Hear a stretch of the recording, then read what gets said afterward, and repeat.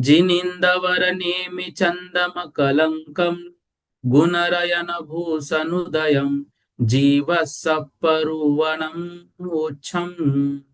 बोलो देवादिदेव 1008 श्री श्रेयांसनाथ भगवान की जय। देवादिदेव 1008 श्री नेमिनाथ भगवान की जय। देवादिदेव 1008 श्री बाहुबली भगवान की जय। सिद्धांत चक्रवर्ती आचार्य श्री नेमि चंद्राचार्य महामुनिराज की जय। संत शिरोमणि आचार्य गुरुवर विद्यासागर जी महामुनिराज की जय। विद्याकुल शिरोमणि आचार्य श्री समय सागर जी महामुनिराज की जय। निर्यापक महाश्रमण मुनि पुंगव श्री सुधा सागर जी महामुनिराज की जय। समस्त मुनि संघ की जय। कल हमने ज्ञान के विषय में जो चर्चा की थी उसमें मति ज्ञान का विषय शुरू किया था। और मति ज्ञान जो है वो किस तरह से होता है, अब ये अगली आने वाली गाथाओं के माध्यम से हम समझेंगे। कल जो विषय हुआ था उसमें हमने ये समझा था कि मिश्र प्रकृति के उदय से तीन ज्ञानों में समीचिनता और मिथ्यापना दोनों ही पाई जाती है। मतलब वहां सम्यक मिथ्यात्व का उदय होने से सम्यक्ता और मिथ्यात्वपना होता है। और जो मन पर्याय ज्ञान है वो मन पर्याय ज्ञान विपरीत होने का विषय नहीं आता है, क्योंकि जिनके संयम होता है उन्हीं के वो होता है। फिर हमने समझा था दूसरे के उपदेश के बिना ही विष यंत्र कूट पंजर और बंद आदि के विषय में जो बुद्धि प्रवृत्त होती है उसको मति अज्ञान कहते हैं। मतलब ये सब बातें जो है, मतलब किसी की हिंसा करना या कहीं पर किसी प्राणी को पकड़ना मारना बांधना आदि ये शास्त्रों में लिखा नहीं है, लेकिन ये सब बातें व्यक्ति अपने अपने सुविधानुसार सीख लेता है, तो ये मति अज्ञान कहलाता है। फिर हमने पढ़ा था जो अभीय होता है शास्त्र, तो चौर शास्त्र हिंसा शास्त्र भारत रामायण भारत रामायण आदि के परमार्थ शून्य अतएव अनादीर्ण उपदेशों को मिथ्या श्रुत ज्ञान।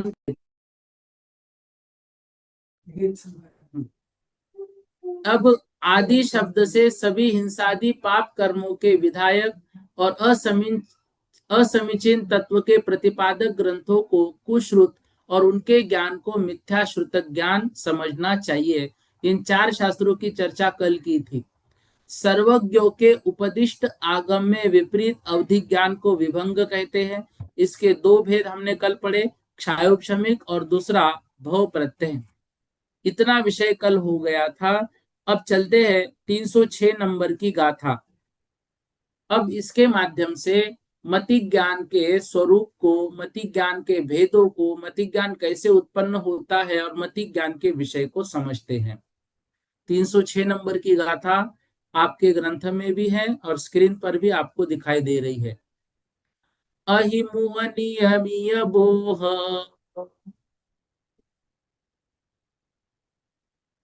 अहिमुहनियमिय बोह नमाभिनिबोह्यमनिं दियजम्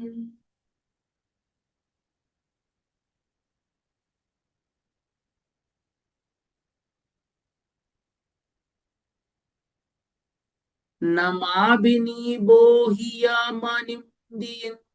दियजम् अवगह इहावाया अवगह इहा अवाया धारन गाहुंति पत्ययम्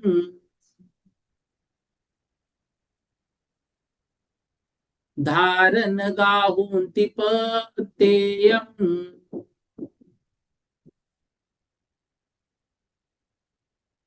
देखिए, अहि मुह अर्थात अभिमुख, नियमीय, अभिमुख और नियमीय।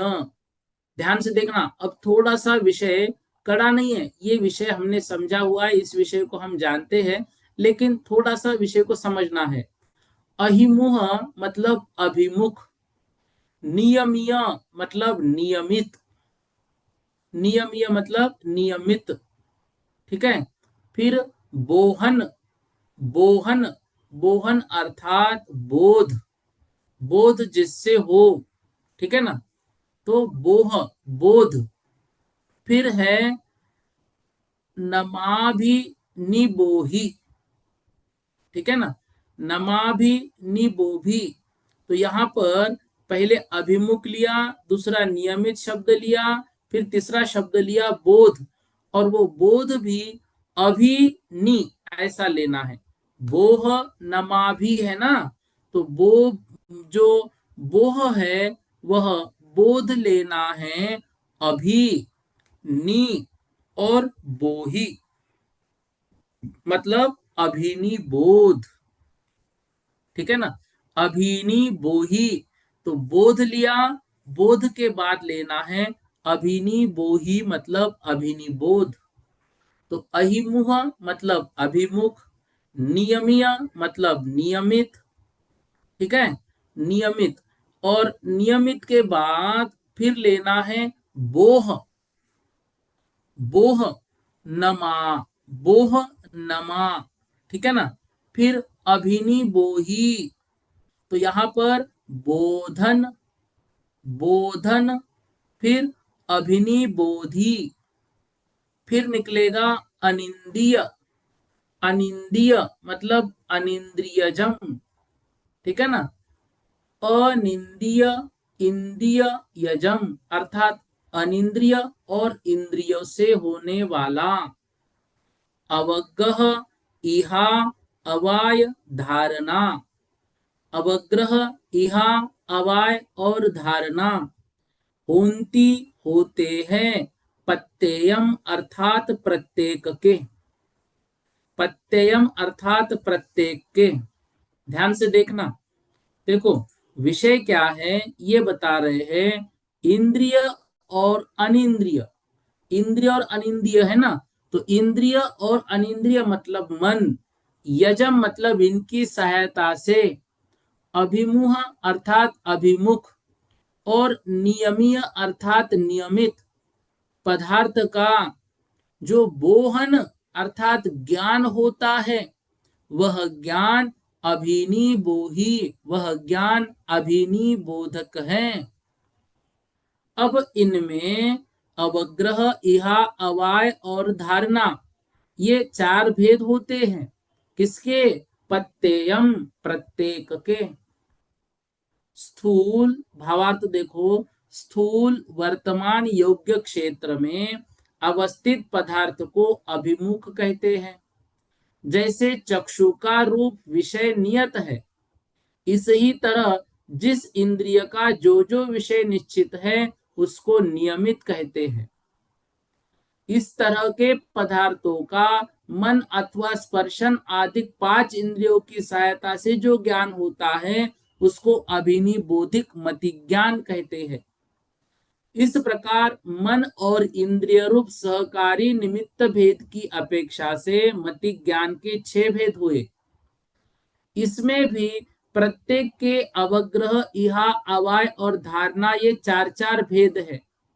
प्रत्येक के चार चार भेद और पांच इंद्रिय और एक मन, ऐसे छह। तो छह को हमने चार से गुना किया, अवग्रह, इहा, अवाय और धारणा, तो मति ज्ञान के यहाँ पर 32 भेद होते हैं। देखो ध्यान से, यहाँ पर अभिमुख किसे कह रहे हैं, इंद्रिय और मन की प्रवृत्ति, किसमें, स्थूल और वर्तमान क्षेत्र में इंद्रिय और मन की प्रवृत्ति। ऐसे इंद्रिय और मन के ग्रहण योग्य जो पदार्थ होते हैं, जो इंद्रिय और मन जिसको जानता है वो अभिनिमुख कहलाते हैं। इंद्रिय का यही विषय अर्थात प्रत्येक इंद्रिय जो है, प्रत्येक इंद्रिय का अपना अपना एक विषय है। जैसे स्पर्शन इंद्रिय का विषय स्पर्श, घ्राण इंद्रिय का विषय सुगंध दुर्गंध जानना, जो चक्षु इंद्रिय है विभिन्न प्रकार के रंग जानना, कर्ण इंद्रिय जो है विभिन्न प्रकार के आवाजों को सुनना। इस प्रकार प्रत्येक का एक एक विषय है और यह विषय नियमित है। घ्राण इंद्रिय का काम घ्राण इंद्रिय करेगी, स्पर्शन इंद्रिय का काम स्पर्शन इंद्रिय करेगी। ऐसे पदार्थ को जानना ये अभिनिबोध है। अभिनिबोध मतलब क्या? अभि मतलब अभिमुख, नि अर्थात नियमित। तो अभिनिबोध शब्द में ही ये अभिमुख और नियमित शब्द छिपे हुए हैं। तो अभि अर्थात अभिमुख, नि अर्थात नियमित जो हो, निबोध अर्थात जानना। तो अभिनिबोध, अभिनिबोधिक, ठीक है ना। अभी अभिमुख और नियमित पदार्थों को जो जानता है, बोध मतलब जानता है, वो अभिनिबोधिक होता है। तो इसको अभिनिबोधिक मतिज्ञान कहते हैं। अब इंद्रियों के स्थूल रूप स्पर्श आदि विषय अपने अपने इंद्रिय से संबंधित, ये उनको उत्पन्न करने की शक्ति प्रत्येक के पास होती है, प्रत्येक इंद्रिय के पास। तो ये मति ज्ञान जो है इनको जानता है। तो अनिंद्रिय मन और इंद्रिय मतलब पांच इंद्रिय, इनके माध्यम से जो मति ज्ञान उत्पन्न होता है, तो कारण के भेद से कार्य के भी भेद हो गए। तो मति ज्ञान छह प्रकार का हुआ, पांच इंद्रिय और एक मन, कारण ये छह हैं, तो ये मति ज्ञान भी छह प्रकार का हुआ। अब छह प्रकार का हुआ तो प्रत्येक को हम, प्रत्येक के चार चार भेद है, मतलब इंद्रिय स्पर्शन के भी चार भेद, रसना के भी चार भेद, घ्राण के भी चार भेद, चक्षु के भी चार भेद, और जो कर्ण है उसके भी चार भेद, और मन के भी चार भेद। वो चार भेद कौन कौन से? अवग्रह, इहा, अवाय और धारणा। तो मन से, स्पर्शन से, रसना से, घ्राण से, चक्षु से और श्रोत्र से अवग्रह। फिर इन्हीं छह से इहा, इन्हीं छह से अवाय, इन्हीं छह से धारणा। इस प्रकार से यदि हम इनको मिलाएंगे तो 24 भेद होते हैं। शायद याद हो, हमने पिछले वर्ष जो प्रमाद के भेद ऐसे लगाए थे, संख्या के बाद जो प्रस्तार आया था, तो संख्या में हमने कैसा पिंड बनाया था, एक एक, मतलब स्पर्शन इंद्रिय का, मतलब पांचों इंद्रिय का एक पिंड, फिर उसमें क्रोधमान माया लोभ से क्रोध को लिया, और फिर एक विकथा को लिया। तो यहाँ पे छह इंद्रिय हमने लाइन से लगाई, तो वो छह इंद्रियों के, पांच इंद्रिय और एक मन, छह इंद्रियों को लाइन से लगाया, उनका एक पिंड बनाया, और प्रत्येक के चार चार भेद किए। इस प्रकार से यदि संख्या ग्रहण करेंगे तो मति ज्ञान के यहाँ पर 24 भेद होते हैं। इस तरह से हमें समझना चाहिए। क्लियर हो गया? ठीक है। अब जो है अवग्रह आदि जो भेद है, इन अवग्रह आदि भेदों का वर्णन आचार्य स्वयं अपनी गाथाओं के माध्यम से यहाँ पर करने वाले हैं। आइए 307 नंबर की गाथा। व्यंजन अर्थ अवग्रह,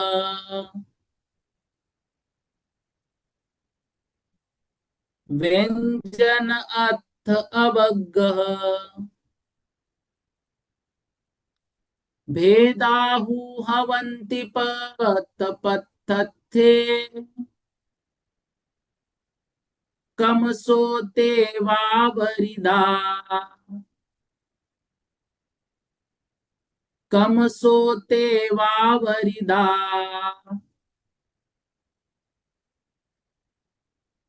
पढ़मं नहि चक्षुमनसानम्, पढ़मं नहि चक्षुमनसानम्।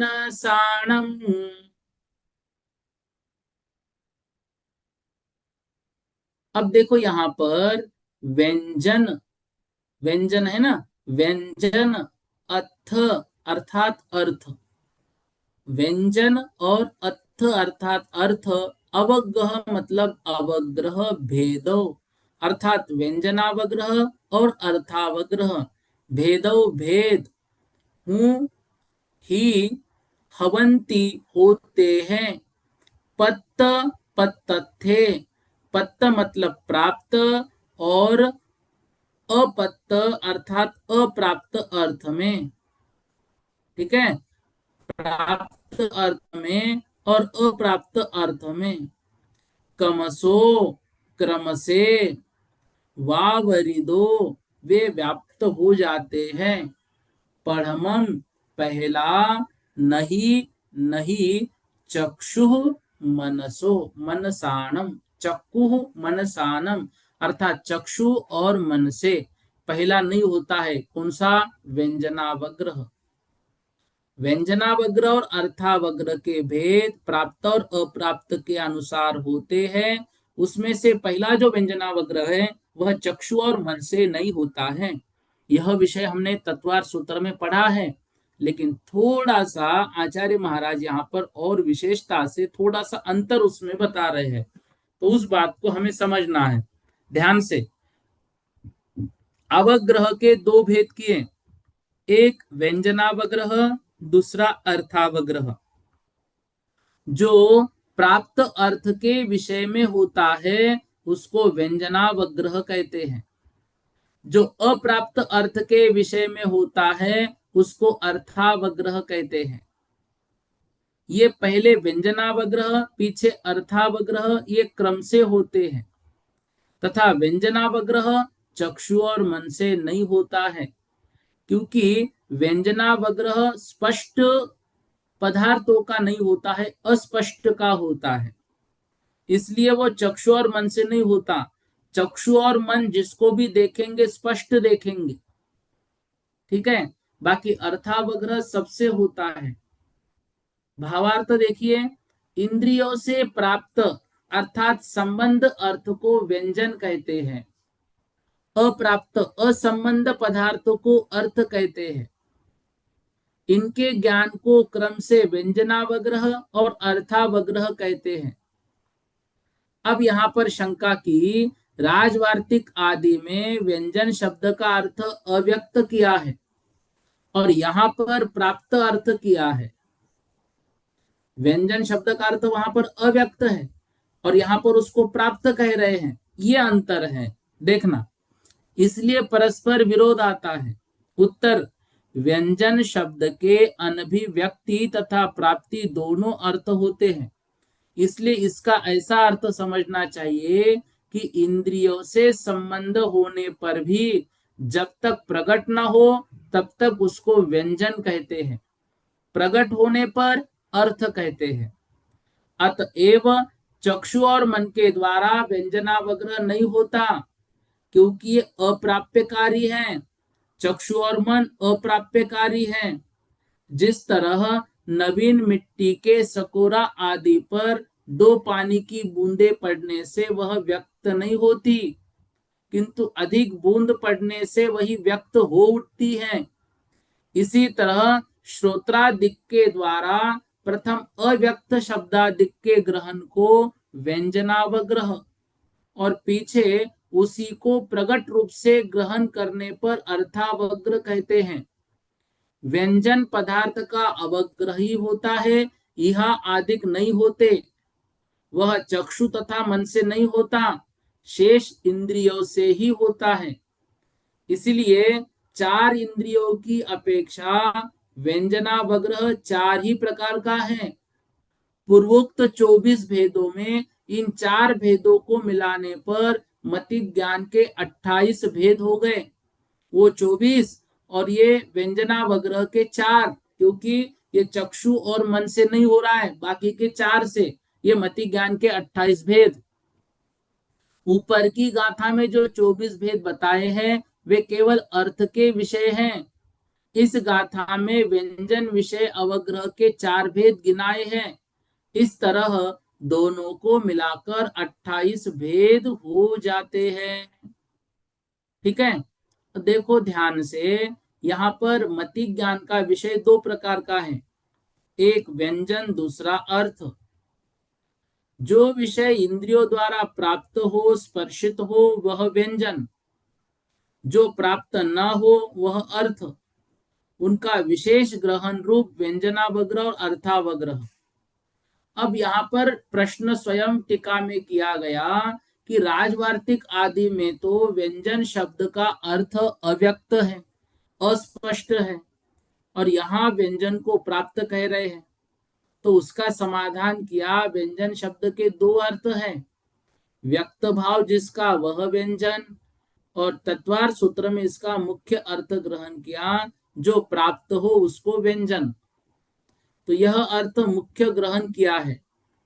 इसलिए व्यक्ति और मृक्षण अर्थ का अर्थ ग्रहण करने से कर्णादिक इंद्रियों से शब्दादिक अर्थ प्राप्त होते हुए भी जब तक व्यक्त ना हो तब तक व्यंजनावग्रह, और जैसे ही वो व्यक्त हो गया वह अर्थावग्रह।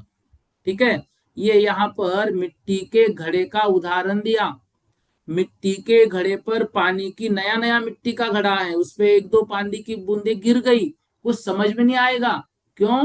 क्योंकि मिट्टी अभी वो नई है, तो उस पानी के बूंद को शोषण कर लेगी, वो अपने अंदर उसको शोषित कर लेगी।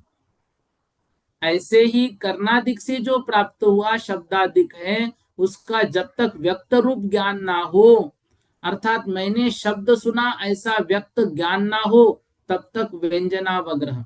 भाई हमारे पास से जोर से एक कार गुजर गई, उसमें कोई संगीत बज रहा था, लेकिन वो संगीत कौन सा था हमारे समझ में नहीं आया, वो अव्यक्त है, वो व्यंजनावग्रह है। बहुत समय तक इंद्रिय और विषय का संयोग रहने पर, व्यक्त रूप ज्ञान होने पर वो अर्थावग्रह है। अब वो गाड़ी रुकी, हम वहां से गुजरे, उसमें वो संगीत जो बज रहा, अच्छा ये तो हमारा पसंदीदा गीत है, ये अर्थावग्रह हुआ।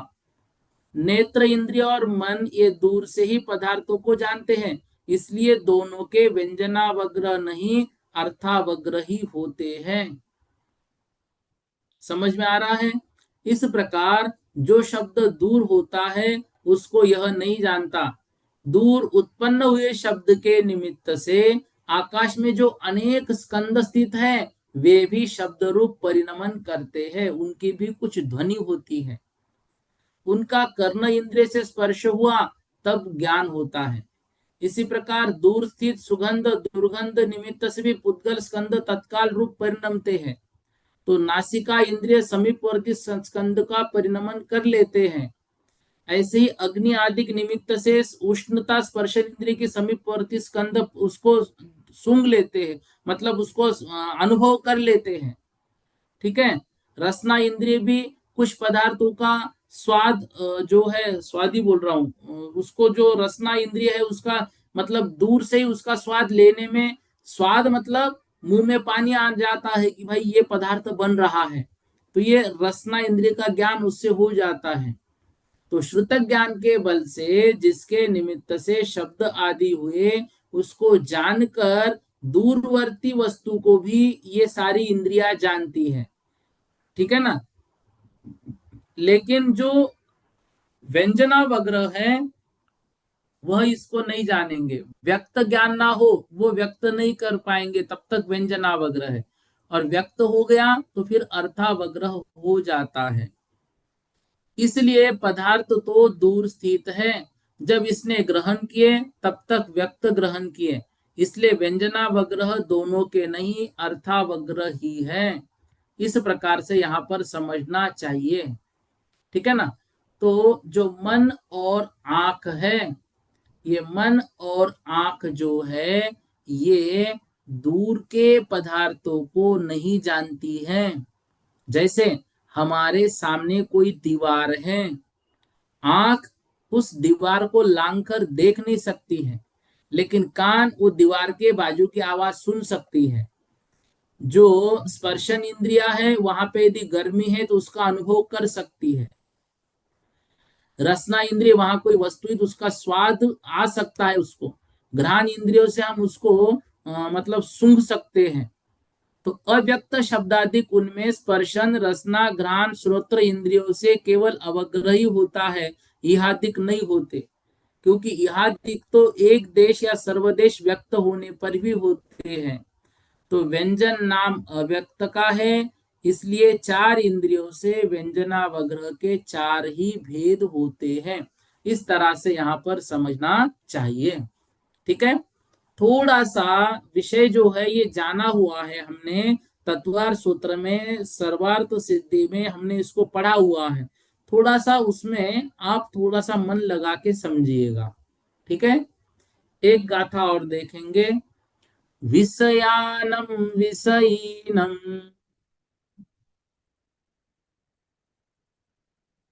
विषयानम विषयीनम, संजोगानन्तरं हवे नियमा, संजोगानन्तरं हवे नियमा, अवगहनानं गहिदे, अवगहनानं गहिदे, विशेष कंखा हवे इहा, विशेष कंखा हवे इहा।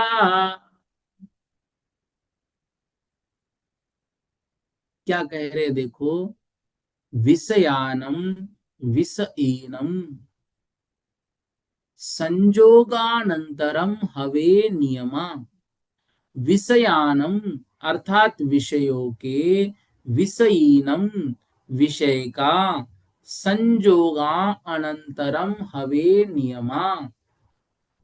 अब यहाँ पर जो विशेष आकार है, विषयानम विषयीनाम संजोगानंतरम भवेत नियमा, अवगानम गहिते, अवगह नानम, अवगह मतलब अवग्रह ज्ञान, नानम मतलब ज्ञान, गहिते ग्रहण करता है, विशेष कंखा विशेष आकांक्षा, विशेष कांक्षा जो होती है, हवे इहा वह इहा होती है। क्या बता रहे हैं, जो पदार्थ और इंद्रियों का, पदार्थ और इंद्रियों का योग्य क्षेत्र में अवस्थान रूप संबंध होने पर सामान्य अवलोकन या निर्विकल्प ग्रहण रूप दर्शन होता है, और इसके अनंतर विशेष आकार आदि का ग्रहण करने वाला अवग्रह ज्ञान होता है। विषयानम मतलब पदार्थों का, इंद्रियों का, जो विषयीनम जो अवलोकन हम करते हैं, उस अवलोकन के संयोग के बाद नियम से अवगह ज्ञानम अवग्रह ज्ञान गहिदे ग्रहण करता है। इसके अनंतर जिस पदार्थ को अवग्रह ने ग्रहण किया, उसी के किसी विशेष कंखा मतलब कांक्षा, विशेष उसका अंश ग्रहण जो किया जाता है, वह इहा ज्ञान होता है। जिस तरह किसी दाक्षिणात्य पुरुष को देखकर यह कुछ है, इस तरह का जो महासामान्य रूप अवलोकन होता है, उसको दर्शन कहते हैं। इसके अनंतर यह पुरुष है, इस तरह के ज्ञान को अवग्रह कहते हैं। इसके अनंतर यह दाक्षिणात्य ही होना चाहिए, इस तरह के विशेष ज्ञान को इहा कहते हैं। याद है, ये विषय हमारा तत्वार सूत्र में हुआ है। अब देखो, विषयानम विषयीनाम, विषय मतलब जो शब्दादिक पदार्थ हैं, और विषयी मतलब इंद्रिया है। तो विषय और विषयीना, इन दो शब्दों से पदार्थ और इंद्रियों का ग्रहण करना है। संयोगानंतरम अर्थात इनके संयोग के बाद, नियमा नियम से, अवग्रह ज्ञान गहिदे ग्रहण होता है। इसमें विशेष अंश यदि हमने किसी का पकड़ के रखा और उसको याद कर लिया, वह इहा, तो उसको इहा कहते हैं। अब यहाँ पर याद है हमें, हम लोग ने जब तत्वार सूत्र पढ़ा था, तब हमने ये पढ़ा था सत्ता का अवलोकन मात्र दर्शन होता है, और दर्शन के बाद उसके आकार का विशेष जानने रूप जो होता है, वह अवग्रह होता है। ठीक है ना, क्योंकि दंसन पूवम नानम छदमत्थानम हवेद नियमेन, यह हमने पिछले वर्ष पढ़ा था। ठीक है ना। और ये द्रव्य संग्रह में ये गाथा आई थी, दंसन पूवम नानम छदमत्थानम हवेद नियमेन। तो जो दर्शन पूर्वक ही ज्ञान होता है छद्मस्तों का, मतलब जो ज्ञानावरण दर्शनावरण में स्थित है, ठीक है ना। इसलिए यहाँ पर जो दर्शन है उस दर्शन की चर्चा हो रही है। अवग्रह से तो इतना ग्रहण हुआ कि मान लो उन्होंने जो उदाहरण दिया कि दाक्षिणात्य पुरुष है, उसकी वेशभूषा समझकर ये कौन है, फिर हमने समझा वो पुरुष है। अच्छा, अब याद कर लिया इसके कपड़े ऐसे हैं तो ये दाक्षिणात्य ही है, यह इहा है। इस तरह से जो इहा है, तो मति ज्ञान के इहा भेद की ओर आचार्य लेकर गए। अवग्रह से इहा में विशेष ग्रहण होता है, इसलिए इसमें और उसमें मति ज्ञानावरण के क्षोभशम से जो है तारतम्य से भेद होता है, मतलब अवग्रह और इहा में अंतर होता है। अच्छा, इहा के बाद क्या होता है? इहा के बाद अवाय होता है। इहा के बाद क्या होता है? अवाय होता है। उस अवाय के विषय में हम कल की कक्षा में समझेंगे। आज हमने अवग्रह और इहा को समझा और मति ज्ञान के 24 भेदों को, 24 भेद के बाद व्यंजनावग्रह के 4 मिलाने पर 28 भेदों का वर्णन अभी तक हमने पढ़ा। इतना ही आज पढ़ लेते हैं, बाकी हम कल की कक्षा में करेंगे। जयश्री दीदी जी, पूछिए क्या शंका है आपकी? भैया मेरे दो प्रश्न हैं। बोलो। एक है कि वो प्राप्य और अप्राप्य से थोड़ा सा आप उदाहरण से समझाइए, और एक और है वो अभिमुख और नियमित, इन दोनों को थोड़ा सा एक बार और मतलब थोड़ा स्पष्ट देखो, कीजिए। प्राप्य मतलब होता है जो सामने है, और अप्राप्य हाँ। मतलब जो सामने नहीं है। तो आंख अच्छा। उसको देखेगी जो सामने है, उसको बोलेंगे हाँ। प्राप्यकारी, आंख प्राप्यकारी है। लेकिन बाकी हाँ। इंद्रियां अप्राप्यकारी है, सामने होने की आवश्यकता नहीं है। मतलब पर्दे के पीछे क्या है ये आंख नहीं समझ सकती, लेकिन पर्दे हाँ। के पीछे केले की सुगंध आ रही है, तो केले की सुगंध रसना इंद्रिय ने जान ली। पर्दे के पीछे जो आवाज हो रही है ढोलक की आवाज है, ये कान ने समझ लिया। तो ये अप्राप्यकारी है, मतलब इनको सामने दिखना जरूरी नहीं है, ये उससे भी समझ लेंगे। लेकिन मन और आंख ऐसी है जो प्राप्यकारी, मतलब स्पष्ट सामने हो तो ही देख पाएंगे, अन्यथा नहीं देख पाएंगे। ठीक है। और दूसरा आपने पूछा अभिमुख, और क्या पूछा नियमित। आपने? नियमित। नियमित। देखो, अभिमुख और नियमित क्या होता है? दो हाँ। शब्द है यहाँ पर, अभिमुख और नियमित। अभिमुख मतलब जो वर्तमान में इंद्रिय और मन की प्रवृत्ति है, अर्थात वर्तमान में इंद्रिय और मन के ग्रहण करने योग्य जो जो पदार्थ है उसको हम कहते हैं अभिमुख। इंद्रिय और मन उसकी तरफ हो रहे हैं, ये कहलाता है अभिमुख। और प्रत्येक इंद्रिय और मन का जो विषय है वो सबका अलग अलग विषय है, उसको कहते हैं नियमित। तो पांचों इंद्रिया और मन किसी वस्तु को जानने के लिए अग्रसर हुई, उसको कहते अभिमुख। अब पांचों इंद्रिया अपना अपना काम अलग अलग अपने अपने विषय के अनुसार कर रही हैं। देखो, एक डिब्बे में कोई रोटी रखी हुई है। अब अभिमुख पांचों इंद्रिया और मन उस डिब्बे के अंदर क्या है ये जानने के लिए अभिमुख हो गई। अब स्पर्श इंद्रिय ने जाना रोटी गर्म है, घ्राण इंद्रिय ने जाना अच्छा ताजी ताजी है, अच्छी सुगंध आ रही है। ठीक है ना। कर्ण इंद्रिय जो है उसमें अब कुछ आवाज नहीं आ रही तो वो नहीं समझेगा, लेकिन फिर भी वो डिब्बे की ऐसी उठा के अच्छा दो तीन रोटियां दिख रही हैं, समझ में आ रहा है। इसको कहते हैं नियमित ज्ञान। सब अपनी अपनी इंद्रिय अपने अपने विषय का ज्ञान करेंगे, और उसको जानने की ओर जो इंद्रिया वहां पर लग रही है उसको अभिमुख कहेंगे। समझ में आ गया दीदी? ठीक है, आ गए भैया समझ में। जी। मंगला दीदी जी, पूछिए। जय जिनेन्द्र। ओम राम नमः भैया। जय जिनेन्द्र भैया जी। जय जिनेन्द्र। अव्यक्त और प्राप्त, हाँ, अव्यक्त और प्राप्त ये एकार्थवाचक है क्या? अव्यक्त और अप्राप्य एकार्थवाचिक है, व्यक्त और प्राप्य एकार्थवाचिक है। ठीक है। अच्छा, हाँ। स्तुति जी जैन बोलिए। जय जिनेन्द्र भैया। जय भैया जिनेन्द्र। व्यक्त और प्राप्त मतलब व्यक्त और अप्राप्त एकार्थवाचक है, कैसे अपन? देखो, व्यक्त और प्राप्य, व्यक्त मतलब स्पष्ट, जो स्पष्ट है हमारे सामने, और अव्यक्त वो सामने स्पष्ट नहीं है, व्यक्त नहीं हुआ है, इस तरह से समझना। ठीक है। भैया सुनाई नहीं दिया हमारे को, तो पता नहीं क्या हुआ मोबाइल पे। ये देखो, जो इंद्रियों से प्राप्त अर्थात अर्थ को व्यंजन कहते हैं और अप्राप्त संबंध को अर्थ कहते हैं।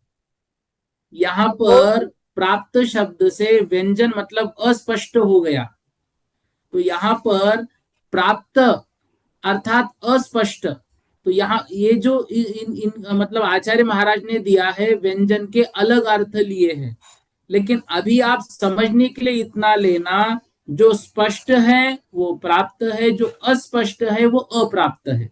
अभी व्यक्ताव्यक्त में जाएंगे थोड़ा कंफ्यूज हो जाएगा। ठीक है दीदी। मतलब व्यक्त से तो समझ में आ रहा है भैया, इंद्रिय और मन जो है।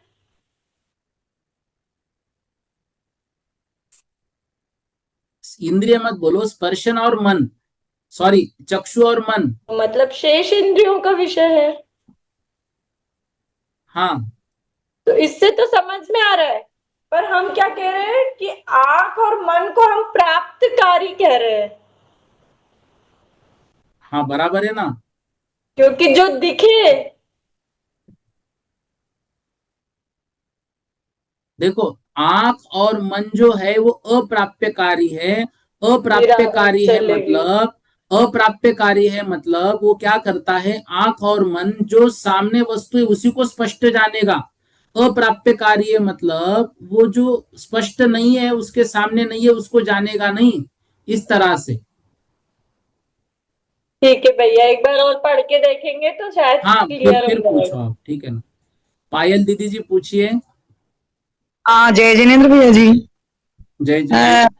ये प्राप्त प्राप्त प्राप्तकारी, इसी को मैं पूछ रही थी आपको वापस से। इसका मतलब अर्थ समझ में नहीं आ रहा। ये एक तरफ से आप बोल रहे हैं प्राप्त, एक नहीं तरफ नहीं, से बोल सुनो रहे ना, हैं। अभी क्या करो, आप 307 नंबर की गाथा का अर्थ जो है ग्रंथ से थोड़ा अच्छे से पढ़ लेना। इसमें आचार्य ने थोड़ा सा उल्टा दिया है। अभी आप इसको पढ़ लेना, फिर इसको और कल ले लेंगे। अभी एकदम हाँ से समझ में नहीं आएगा। ठीक है ना। हाँ भैया जी, कल ले लेना। अरे ये